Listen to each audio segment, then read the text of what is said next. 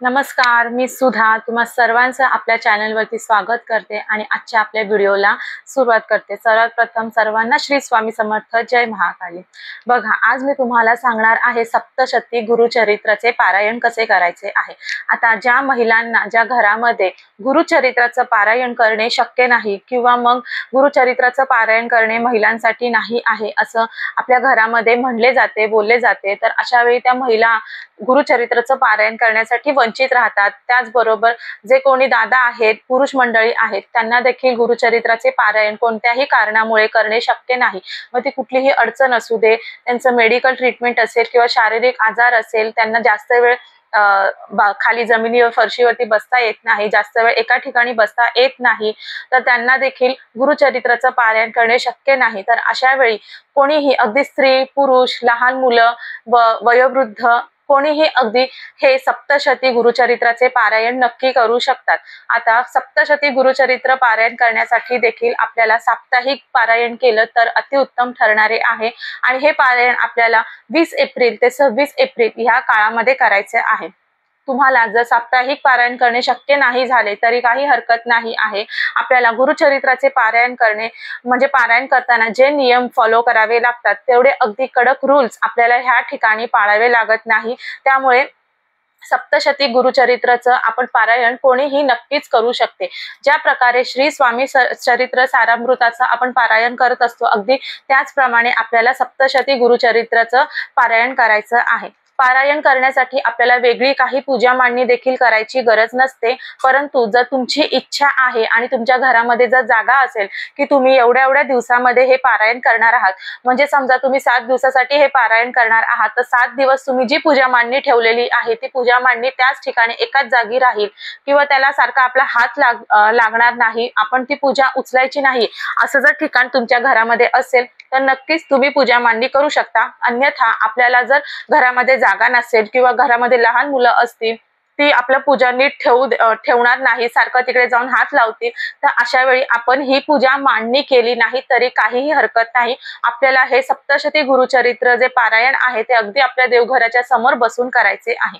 आता कोणाकोणाच्या घरामध्ये सतत देवाच्या समोर म्हणजे देवघराच्या समोर जास्त वेळ बसून देत नाही, त्यांच्या घरामध्ये मग सतत कटकटी होतात की तू पूर्ण वेळ देवघरासमोर बसते, तर अशा वेळेस देखील तुम्हाला हा प्रश्न पडलेला असेल की म्हणजे सप्तशती गुरुचरित्राचं पारायण देखील आपल्याला करण्यासाठी अगदी 1.5 ते 2 तास लागतातच। मग एवढा वेळ आपण देवघरासमोर बसू शकत नाही, कारण आपल्या घरातल्यांना ते चालत नाही। तर अशा वेळी तुम्हाला ज्या ठिकाणी म्हणजे घरामध्ये ज्या ठिकाणी तुम्हाला जागा मिळेल किंवा मग तुमचं बेडरूम असू दे किंवा तुमचं लिव्हिंग रूम असेल किंवा कोणताही हॉल वगैरे तुमच्या घरामध्ये आहे, तर त्या ठिकाणी तुम्ही सर्वांच्या समोर देखील हे पारायण करू शकता। पारायण करताना फक्त आपल्याला सोफा किंवा बेड म्हणजे गादीवरती बसायचे नाही आहे, एखादं स्वच्छ आसन घ्यायचं आहे, त्या आसनवर बसून आपल्याला हे पारायण करायचे आहे। तर अशा प्रकारे अगदी कठीण असे नियम पाळून आपल्याला काहीही हे गुरुचरित्राचं पारायण करायचं नाही। त्याचबरोबर आपण जर हे सप्तशती गुरुचरित्र आपण जर साप्ताहिक म्हणजे 7 दिवसांचा करणार असू तर आपल्याला नक्कीच संकल्प देखील करायचा असतो। आता संकल्प कसा करायचा, तर आपल्या उजव्या हातामध्ये जेव्हा आपण पारायण करण्यासाठी सुरुवात करणार आहोत तेव्हा आपल्या उजव्या हातामध्ये पाणी घ्यायचे आहे, त्याच्यामध्ये अक्षता म्हणजे अखंड तांदूळ त्याच्यामध्ये घ्यायचे आहे, त्याच्यामध्ये आपल्याला 1 फूल आणि हळद कुंकू अर्पण करायचा आहे आणि आपलं गोत्र, आपलं नाव म्हणून आपल्याला जो संकल्प म्हणजे मी एवढ्या दिवसासाठी एवढे पारायण करणार आहे असं म्हणून आपल्याला श्री महाराजांना म्हणजे दत्त महाराजांना आपल्याला प्रार्थना करायची आहे की हे दत्त महाराजा, माझ्याकडून ही निर्विघ्नपणे पूर्ण ही सेवा करून घ्या आणि सदैव माझ्या पाठीशी उभे राहा, अशी प्रार्थना आपल्याला महाराजांना करायची आहे। आणि तो संकल्प आपल्याला एका ताटामध्ये सोडायचा आहे। त्याच्यानंतर परत 2 वेळा स्वच्छ पाण्याने हात धुवून घ्यायचा आहे आणि ते पाणी देखील त्या ताटामध्ये सोडून द्यायचं आहे। अशा प्रकारे साधा सोपा आपल्याला संकल्प करायचा आहे। संकल्प करताना गोत्र म्हणताना जर तुम्हाला तुमचे गोत्र माहित असेल तर तुम्ही ते म्हणायचे आहे, गोत्र आपल्याला माहित नाही तर त्यांनी काश्यप गोत्र असेच म्हणायचे असते। अशा प्रकारे साधा सोपा आपल्याला संकल्प करायचा आहे। आता ह्या ठिकाणी जर तुम्ही एकच दिवसाचं पारायण करणार असाल तर तुम्हाला संकल्प घेण्याची गरज नाही, फक्त तुम्हाला एक दिवसासाठी नियम पाळायचा आहे, ते म्हणजे ब्रह्मचर्याचा नियम आपल्याला पाळायचा आहे। त्याचबरोबर तुम्ही एक दिवसाचं पारायण करणार आहात तर त्या पूर्ण दिवसाभरामध्ये आपल्याला सात्विक राहायचं आहे, सात्विक जेवायचं आहे, कांदा लसूण विरहित जेवण घ्यायचं आहे। त्या दिवसामध्येच आपल्याला परान्न घ्यायचे नाही आहे। त्याचबरोबर आपल्याला म्हणजे कुठेही बाहेर जास्त आपल्या ऑफिसला जातोय ते ठीक आहे, परंतु इतर म्हणजे कुठे पार्टी असेल काय असेल त्या ठिकाणी आपल्याला जाता येणार नाही। म्हणजे एक दिवसाचं पारायण करण्यासाठी फक्त एवढे आपल्याला रूल्स फॉलो करायचा आहे। मांसाहार मद्यपान एक दिवसासाठी आपल्याला पूर्णपणे वर्ज्य करायचा आहे। त्याचबरोबर घरातील इतर व्यक्तींनाही मांसाहार करण्यासाठी द्यायचे नाही, घरामध्ये मांसाहार शिजवायचं नाही। अशा प्रकारे आपल्याला एक दिवसाचं पारायण करण्यासाठी हे नियम फॉलो करायचे आहे। तुम्ही जर म्हणजे साप्ताहिक तुम्हाला हे सप्तशती गुरुचरित्राचं पारायण करायचं असेल तर तुम्हाला पूर्ण 7 दिवस जे मी आता तुम्हाला नियम सांगितलेले आहेत ते कंटिन्यू नियम पाळायचे आहेत। त्याचबरोबर सोफा बेडवरती म्हणजे गादीवर आपल्याला बसता येणार नाही।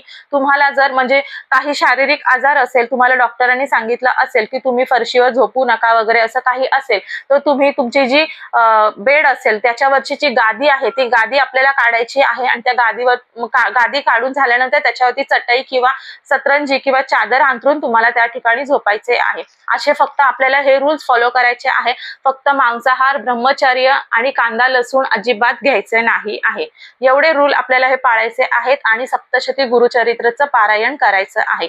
पारायण करण्यासाठी आपल्याला अगदी 1.5 ते 2 तास लागतो। या ठिकाणी तुमचा वाचनाचा जेवढा स्पीड असेल तेवढा तुम्हाला तो वेळ लागू शकतो। पारायण करण्याच्या अगोदर आपल्याला जे आपण स्वामी चरित्र सारामृताचं पारायण करणार किंवा मग गुरुचरित्राचं पारायण करतो, अगदी कोणतीही सेवा करताना सर्वात प्रथम आपल्याला आदल्या दिवशी मठामध्ये केंद्रामध्ये जायचे असते किंवा महाराजांच्या मंदिरात जायचे आहे। त्या ठिकाणी आपल्याला खडीसाखर, नारळ आणि एक फूल घेऊन जायचं आहे। त्या ठिकाणी देखील आपल्याला महाराजांना म्हणायचे आहे, प्रार्थना करायची आहे, मी एवढ्या एवढ्या दिवसाचा संकल्प युक्त पारायण करणार आहे, माझी ही इच्छा आहे, माझी ही इच्छा पूर्ण करण्यासाठी मी हे पारायण करणार आहे, तर नक्की माझी ही इच्छा पूर्ण होऊ दे आणि माझं पारायण जे काही आहे मी एवढ्या एवढ्या दिवसाचं करणार आहे ते पूर्ण निर्विघ्नपणे पार पडू दे माझ्याकडून, तुम्ही माझ्याकडून ही सेवा निर्विघ्नपणे करून घ्यावी अशी आपल्या महाराजांना आपण विनवणी करायची आहे, प्रार्थना करायची आहे।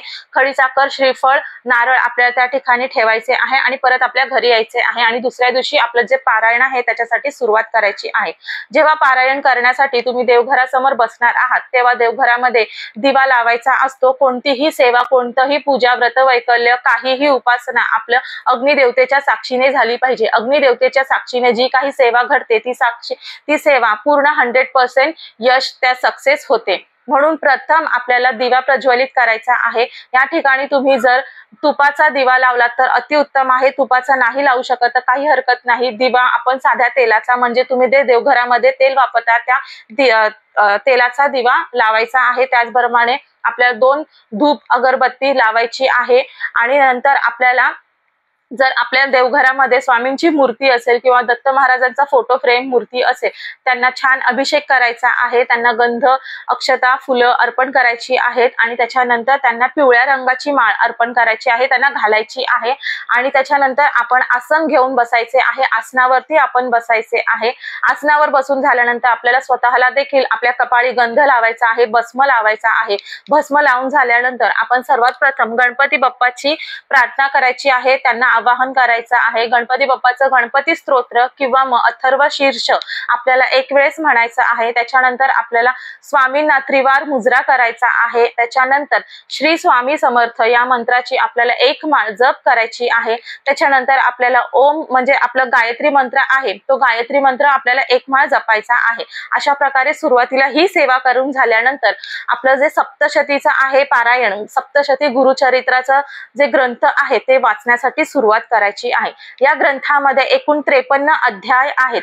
हे पूर्ण 53 अध्याय आपल्याला एका बैठकीमध्ये एका ठिकाणी बसून आपल्याला वाचायचे आहेत, पठण करायचे आहेत। एका बैठकीमध्ये पूर्ण पठण केलेले अध्याय झाल्यानंतर तुमचं एक पारायण झाले असे समजण्यात येते। म्हणजे एक पारायण आपलं एका दिवसामध्ये अगदी 1.5 ते 2 तासामध्ये होणार आहे आणि हे पारायण केलं तरी देखील तुम्हाला गुरुचरित्राचं पारायण केल्यासारखेच पुण्य तुम्हाला ह्या ठिकाणी नक्कीच मिळणार आहे।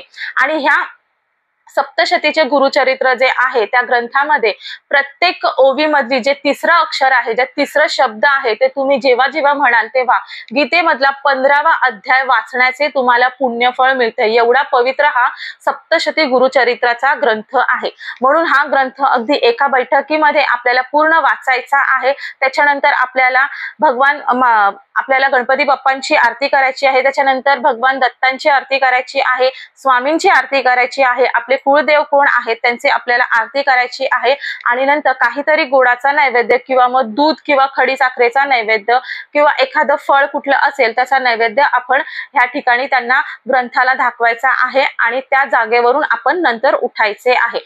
त्याच्या अगोदर आपल्याला ह्या जागेवरून उठता येणार नाही। म्हणजे आपण कोणती सेवा करतोय तर ही सेवा करण्यासाठी, पारायण करण्यासाठी आपल्याला म्हणजे खंड न पडता अखंड आपल्याला एका ठिकाणी बसून हे पारायण पूर्ण करायचे आहे। पारायण करते वेळी आपण कोणाशीही बोलायचं नाही आहे, कोणाच्याही प्रश्नांची उत्तरं द्यायची नाही, आपल्या मनामध्ये कुठलाही विचार आणायचा नाही, कुठला प्रश्न आणायचा नाही। फक्त पारायण करताना आपल्या पुढे जे सप्तशती गुरुचरित्राचे ग्रंथ आहे त्याच्याकडे एक लक्षित केंद्र करायचं आहे। समोर आपल्या महाराजांना पाहायचं आहे, त्यांना बघायचं आहे, त्यांनाच आपण त्या आठवणीमध्ये आणायचं आहे, स्मरणायचं आहे। आणि नंतर फक्त म्हणजे आपलं लक्ष कुठेही जाता कामा नये। आपण एवढं एकाग्रतेने हा पारायण करायचं आहे, एवढ्या पूर्ण श्रद्धेने तुम्ही हे जर पारायण केलं तर तुमची जी काही इच्छा आहे ती महाराज नक्कीच पूर्ण करणार आहेत। तुम्ही जर पारायण करते वेळेस इतर कोणाशी बोलला, तुमचं मन विचलित झालं तर त्या पारायणाला काहीही अर्थ राहत नाही। म्हणून आपण जी काही सेवा करतोय अगदी भक्तिभावाने, श्रद्धेने, विश्वासाने मन एकाग्र करून करा। तुमची इच्छा जी काय आहे ते नक्कीच पूर्ण करेल आणि तुम्हाला काही सांगण्याची गरज देखील राहणार नाही। महाराज स्वतः ते पाहतात, स्वतः बघतात आणि आपल्याला जे योग्य आहे ते आपल्याला ते देतच असतात। त्याचप्रमाणे ज्याप्रमाणे गुरुचरित्र पारायण केल्याने आपल्या घरामध्ये भूत, प्रेत, बाधा, पिशाच, काहीही बाहेरची वाईट बाधा, कुठलाही करणी प्रकार काहीही आपल्या घरामध्ये येत नाही। त्याच प्रकारे हे सप्तशतीचं गुरुचरित्र पारायण केलं तरी देखील आपल्या घरामध्ये काहीही नकारात्मक ऊर्जा वावर करत नाही। सदैव आपल्या घरामध्ये सकारात्मक ऊर्जा निर्माण राहते, आपल्या घरातील वातावरण सदैव आनंदी सकारात्मक राहतं। तर अशा प्रकारे आपल्याला गुरुचरित्र म्हणजे सप्तशती गुरुचरित्रचं पारायण करायचं आहे। हे पारायण 1 दिवस करू शकता तुम्ही, 3 दिवस करू शकता, तुम्ही 7 दिवस देखील करू शकता। तर पारायण तुम्हाला किती करायचे आहेत तर 7 पारायण करा, 1 पारायण करा, 51, 21, 11, 121 तुम्हाला जेवढे शक्य असतील तेवढे, तुमची इच्छा असेल तेवढी तुम्ही पारायण ही नक्की करू शकता। आणि पारायणाच्या काळामध्ये आपल्याला फक्त ब्रह्मचार्याचं नक्कीच आपल्याला नियम पाळायचा आहे। त्याचबरोबर कांदा लसूण विरहित जेवणच आपल्याला घ्यायचं आहे। आपल्या इतर कुटुंब म्हणजे घरातील इतर व्यक्तींनी कांदा लसूण जेवण घेतलं तरी देखील चालेल। फक्त आपण जे सप्तशती गुरुचरित्र पारायण जी व्यक्ती करणार आहे तिने हे सर्व आपल्याला नियम फॉलो करायचेच आहे। अगदी सर्व नियम फॉलो करून तुम्ही हे पारायण करा, नक्कीच तुम्हाला नक्कीच महाराज प्रचिती देतील आणि त्यांचे दर्शन देखील तुम्हाला साक्षात होईल। फक्त ह्या ठिकाणी तुमचा जो निष्ठाभाव, स्वामी भाव, जो सेवा भाव आहे तो पूर्णपणे 100% ठेवा। आपण म्हणजे कोणीतरी आपल्याला ही पूजा सांगितलेली आहे, पूजा मांडणी अशी नाही करायची, असं करायचं, हे करायचं, असं कोणाचंही काहीही ऐकायची देखील काही गरज नाही। आपल्या मनामध्ये जसं येतं तसं आपण फक्त आपल्या भगवंताची, आपल्या महाराजांची सेवा पूर्णपणे मनाने करा, विश्वासाने आणि श्रद्धेने करा। त्या ठिकाणी महाराज स्वतः येतात, तुम्हाला स्वतः प्रचिती देखील देतात। नक्की हा गुरुचरित्र म्हणजे सप्तशती गुरुचरित्राचं पारायण तुम्ही नक्की करा। ह्या स्वामी पुण्यतिथीपर्यंतच्या काळामध्ये तुमची जी काही इच्छा आहे ती नक्की पूर्ण करतील भगवान महाराज। आणि गुरुदेव दत्तांना नक्की शरण जा, कारण की ह्या पृथ्वी तलावरती ह्या कलियुगामध्ये फक्त नामस्मरण एवढ्या प्रचंड अशी त्याची ताकद आहे की फक्त नामस्मरणामध्ये देखील म्हणजे पूर्ण काही आपलं A to Z प्रॉब्लेम्स पूर्ण सॉल्व्ह होण्याची ताकद आहे। म्हणून त्यांना सदैव त्यांचं नाव आपल्या मुखामध्ये राहू द्या। श्री गुरुदेव दत्त, श्री स्वामी समर्थ हे सदैव कंटिन्यू जपत राहा। श्री स्वामी समर्थ, जय महाकाली, नमस्कार।